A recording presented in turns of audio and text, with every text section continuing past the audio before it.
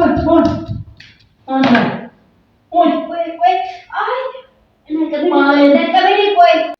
Uummata koo uummata qashtii arrammoo waan addaa qabadhee siree dhufee dhugaa dubbachuudhaa fi bilisummaan eengadda baay'ee tokko aaree carraa isa dhumaa lammata piraankiin irratti hojjennaan telefoona kee cabaa yookiin mataa sirraa buqqisaa naan jedhin attaaree eengadda jabanaa akkana jalaa cabse hin beektu jechuudha piraank irratti hojjennaan ar'ammoo carraash. Maala kana godhu yuun beeku piraankuma irratti hojjetame. Isa dhumaa akkuma naan jedhe telefoona koo cabsaa ta'ee mataa kana narraa quncisa ta'ee waasaaf beeku. Piraankii akkuma argitan egaa kuni kan zargii ture jechuudha. Jakkeetti kun kan zargiitii adiidha kunuun argitu.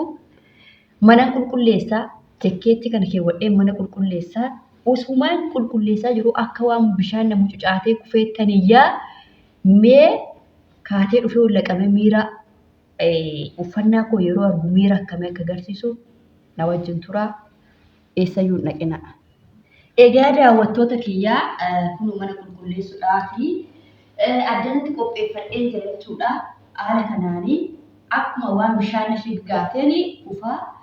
Egaa uffannaa koo argitaniirtuu adiidha kan mana ittiin qulqulleessan miti.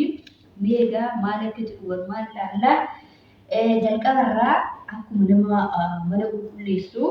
Akkasitti jalqaba jechuudha. Dhumarra nan iyyaa yeroo sana gaamaa lafa godhu walumaan ilaallaa eessayyuu dhaqinaa daawwattoota keenya.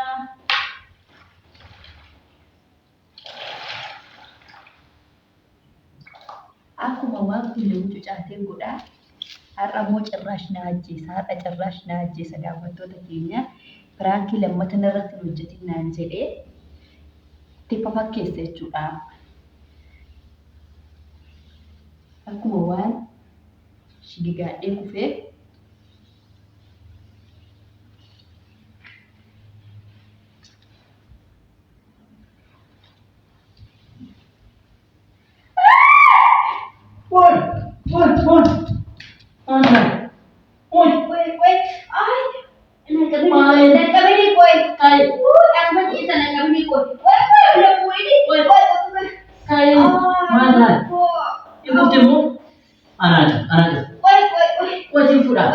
Sofa ni sige. Di asmatti raasii wayii jala kaa'e. Hai.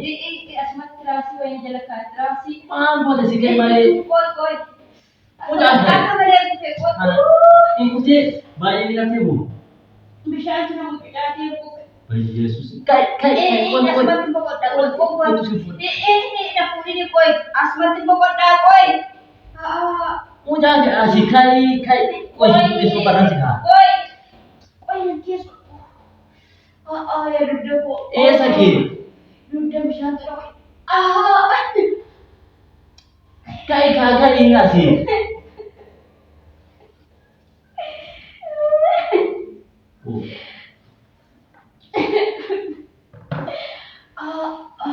Kopi kan masuk di kai.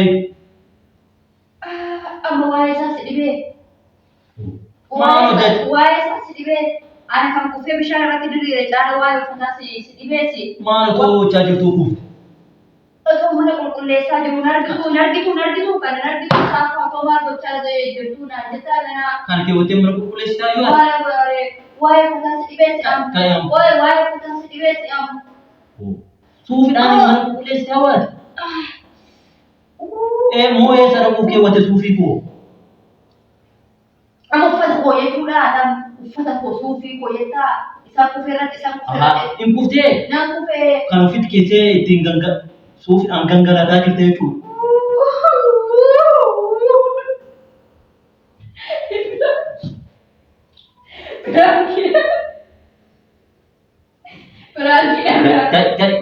Kai bas. Suufiidhaan gangalatini.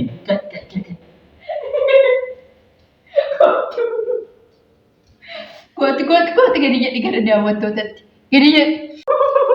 Maa keewwattee weeti suufii? Ani suufii piraankii gochuufi. Piraankii? Ila har'aan booda Piraankii.